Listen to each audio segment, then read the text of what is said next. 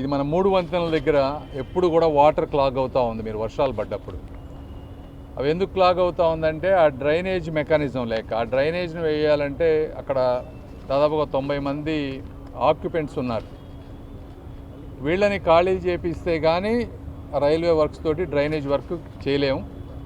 దానికి వాళ్ళకి వేరే టిట్కో కానీ అదేవిధంగా బయట కొరటిపాడులో ఇచ్చినటువంటి లేఅవుట్లో ఇళ్ళు తయారవుతూ ఉన్నాయి. అయితే నేను పత్రికాముఖంగా ఒకటి చెప్పదలుచుకుంది ఏంటంటే, మనం రీహాబిలిటేషన్ వాళ్ళకి ఇచ్చే వరకు వాళ్ళని ఇబ్బంది పెట్టకుండా ఉండి చేద్దామంటే కొంతమంది ఆక్యుపేషన్స్ అంటే ఇది మనం రీహాబిలిటేట్ చేస్తున్నామని కొత్తగా వచ్చే ఆక్యుపెంట్స్ కూడా అక్కడ ఉంటున్నారని చెప్పి నాకు తెలిసింది.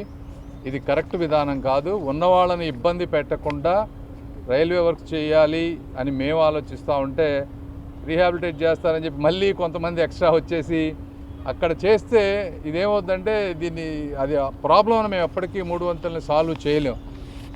అందరికీ కూడా పాత్రికేయులందరికీ మీకు కూడా చెప్తా ఉన్నా పత్రికాముఖంగా, మీరు ఆ విధంగా ఎక్కువ ఆక్యుపెంట్స్ చేస్తే ఎట్టి పరిస్థితుల్లో అవి తీసేయాల్సి వస్తుంది.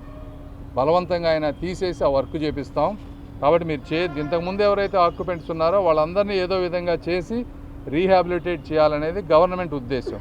కానీ ఆ మంచితనాన్ని వీక్నెస్గా తీసుకొని వేరే విధంగా చేస్తానంటే మాత్రం కరెక్ట్ కాదు అని కూడా మీ అందరికీ నేను మనస్ఫూర్తిగా తెలియజేస్తూ ఉన్నాను.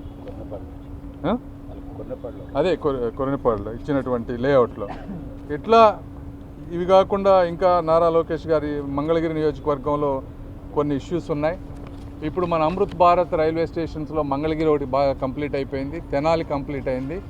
అయితే గుంటూరులో ఇంకా వర్క్స్ ఉన్నాయి. దానికి ఫుట్ ఓవర్ బ్రిడ్జ్ చేయాల్సి వచ్చింది కాబట్టి దానికి అది ఒక 1 year టైం పడుతూ ఉందన్నారు. అది కూడా ఏంటంటే శంకర్ విలాస్ బ్రిడ్జ్ ఎలా తీసామో అదేవిధంగా టైం బ్లాక్స్ తీసుకొని చేయాలి కాబట్టి 1 year కావాలన్నారు. అయితే ఈలోపు అక్కడ స్టేషన్లో ఉన్నటువంటి వెయిటింగ్ హాల్ కానీ అదేవిధంగా క్యానపీ షేడ్ వచ్చే విధంగా, ఎందుకంటే సమ్మర్ వస్తూ ఉంది, అవన్నీ కంప్లీట్ చేయమని చెప్పాం.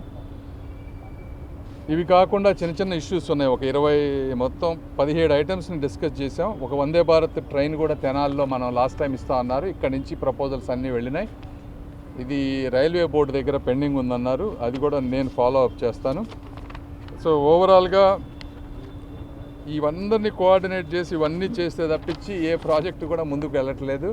మీరే చూస్తూ ఉన్నారు ఎన్ని రివ్యూలు పెట్టాల్సి వస్తుందంటే స్టేక్ హోల్డర్స్ ఎక్కువ, contractors, R&B, local municipal commissioner, railway.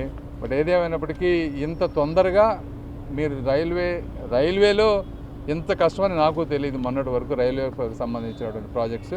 But ఏదైనప్పటికీ దేశంలోనే గుంటూరు ప్రాంతంలో ఏదో విధంగా వీటిని ఫాస్ట్ ట్రాక్ చేసే విధంగా ప్రయత్నం చేస్తున్నాం అనేది ప్రజలు అర్థం చేసుకోవాలని మనస్ఫూర్తిగా తెలియజేసుకుంటూ కృతజ్ఞతలు తెలుపుకుంటున్నాను. Thank you.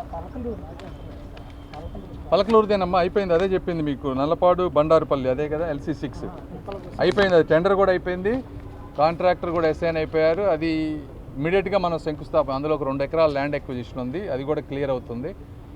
బట్ అది ఒక్కటే దానికి కాకుండా అది నంబూరు 2 కలిపి మా సహాయ మంత్రి గారిని పిలవాలనేది మా ఆలోచన. బట్ డెఫినెట్గా అది కావాలంటే ఒక 1 weekలో కూడా శంకుస్థాపన చేసుకోవచ్చు మనం. అదంతా క్లియర్ అయిపోయింది. Thank you.